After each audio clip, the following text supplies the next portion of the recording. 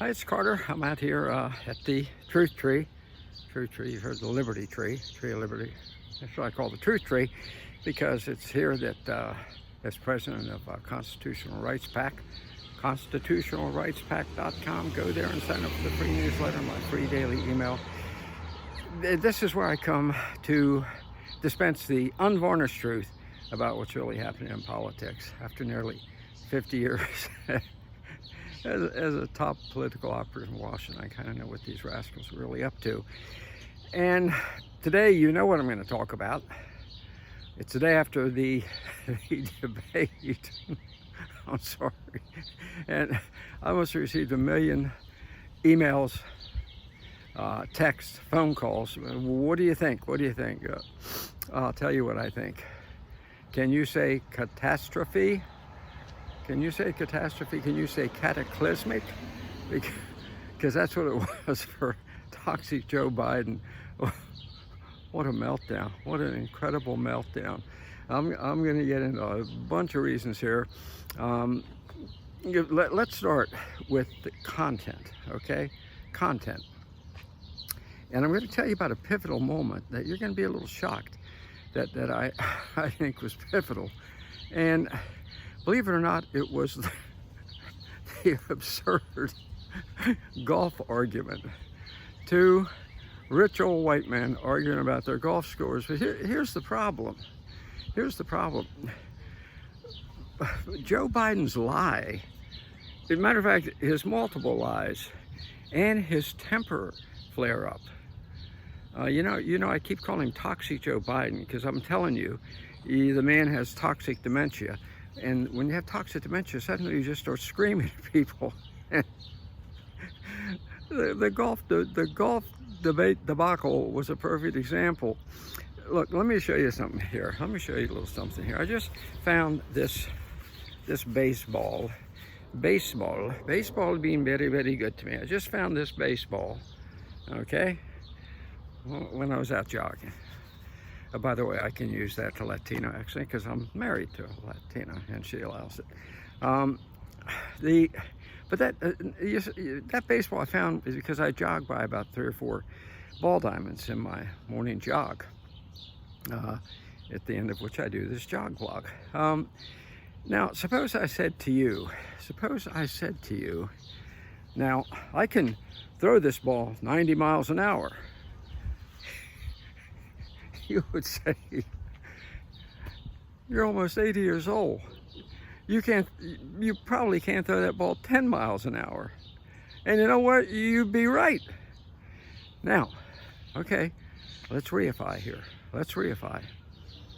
Toxic Joe starts screaming at President Trump that I have a six handicap in golf.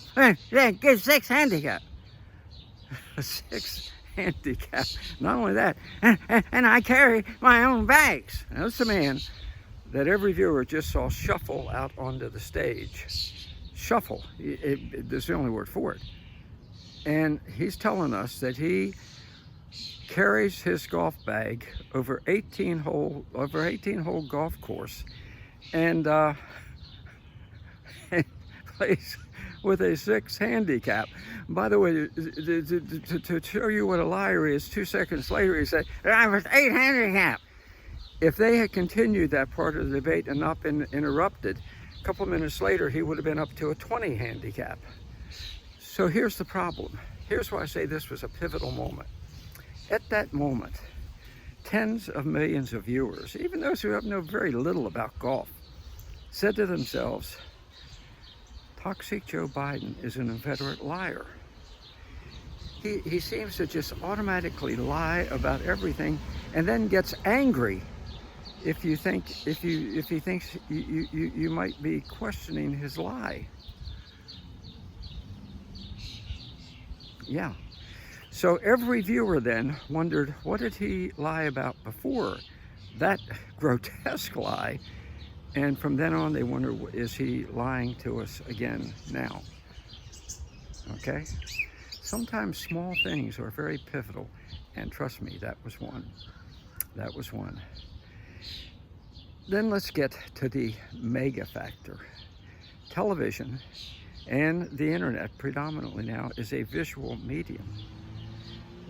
People go by what they see. They make their judgment based on appearances. So Joe Biden shuffles out, stands at the podium, and the entire debate has a look on his face with deer in the headlights, wondering where he is.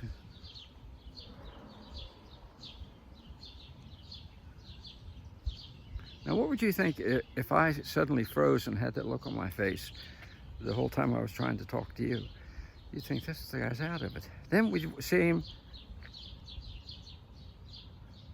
looking off in the distance, off stage. When he talked, people saw, regardless of what he was saying, people saw this. You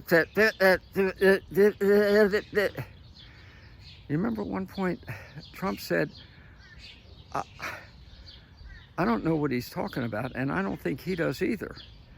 And that was an honest observation, and you could see it. You could see it. Remember the first great debates in the modern era, Nixon-Kennedy. Nixon won on radio. He was very articulate and well-informed. Kennedy was glib, and he looked fantastic. And on television, he destroyed Nixon. It was the end of that. It was the end of that presidential campaign. Kennedy was going to win. There was no doubt. You saw that last night.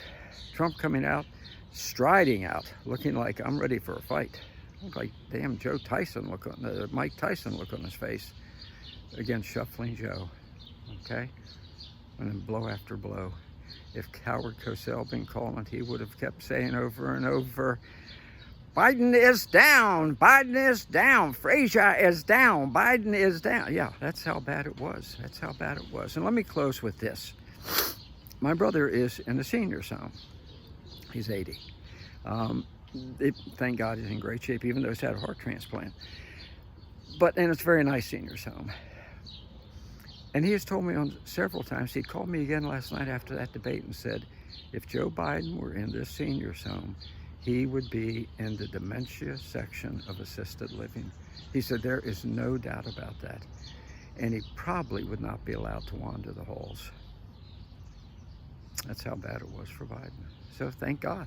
We can all thank God for that the man was finally exposed for what he is. And then the end of the debate, where Jill had to rush out. That woman should be in jail for elder abuse, by the way. Had to rush out and help him down one step that he could not maneuver. And everybody in America saw it.